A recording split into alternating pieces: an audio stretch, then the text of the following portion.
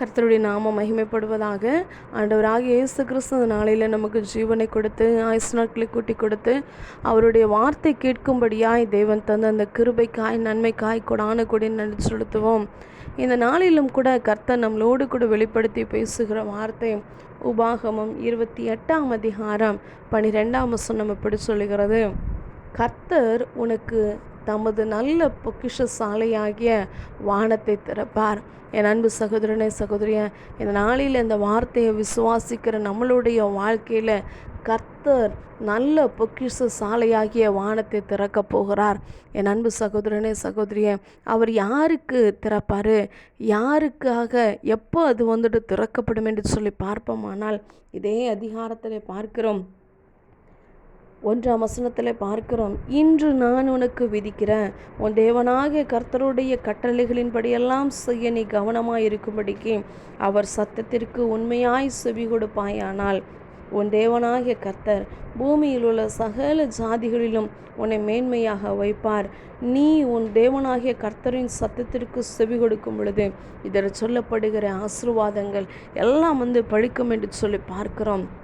என் அன்பு சகோதரனே சகோதரியே, அப்போ கர்த்தர் யாருக்கு நல்ல பொக்கிஷ சாலையாகிய வானத்தை திறப்பார் என்று சொல்லி பார்ப்போமானால், அவருடைய சத்தத்திற்கு உண்மையாய் செவி கொடுக்கிறவர்களுக்கு, அவருடைய கட்டளைகளுக்கு கீழ்ப்படுகிறவர்களுக்கு, அவருடைய வார்த்தையை கேட்டு அதன்படி நடக்கிறவர்களுக்கு தான் கர்த்தர் தமது நல்ல பொக்கிஷ சாலையாகிய வானத்தை திறப்பார்.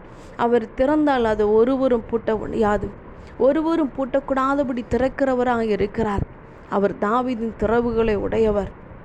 என் அன்பு சகோதரனே சகோதரிய, ஒருவேளை இத்தனை நாள் வரைக்கும், இந்த நாள் முதற்கொண்டு வரைக்கும், ஒருவேளை பொல்லாத சத்துருக்களின் நிமித்தமாய், பொல்லாத மனுஷர்களின் நிமித்தமாய் அடைக்கப்பட்ட கதவுகளை கர்த்தர் இந்த நாளிலே திறக்கப் போகிறார்.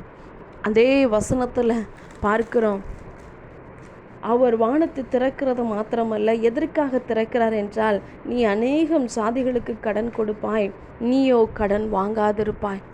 ஒருவேளை இருக்கிற கடன் பிரச்சனை குறித்து, தேவைகளை குறித்து ஒருவேளை கலங்கி கொண்டிருக்கலாம். என் அன்பு சகோதரனே சகோதரிய, கர்த்தர் ஏற்ற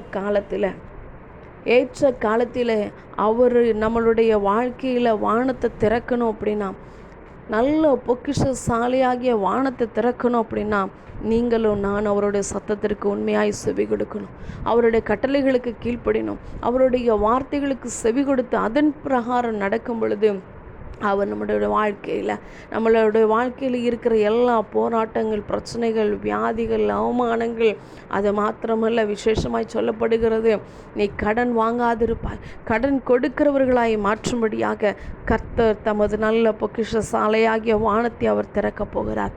உண்மையாக இருப்போம், அவரோட சத்தத்திற்கு செவி கொடுப்போம். இந்த நாளிலும் வருகிற நாட்களிலும் அவர் மனுஷர்கள், ஒருவேளை நீங்கள் எதிர்பார்க்கலாம், மனுஷர்களின் நிமித்தமாக என்னுடைய கடன் பிரச்சனை மாறும், மனுஷர்களின் நிமித்தமாக என் தேவைகள் சந்திக்கப்படும் என்று சொல்லி.